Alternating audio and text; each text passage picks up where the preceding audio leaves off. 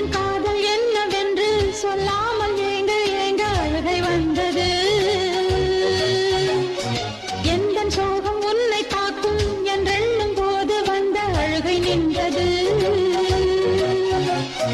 மனிதர் உணர்ந்து கொள்ள இது மனித காதல் அல்ல, அதையும் தாண்டி புனிதமானது. அபிராமியே தாலாட்டும் சாமியே நான் தானே தெரியுமா? சிவகாமியே சிவனில் நீயும் பாதியே அதுவும் உனக்கு புரியுமா? சுபலாலி லாலியே லாலி லாலியே அபிராமி லாலியே.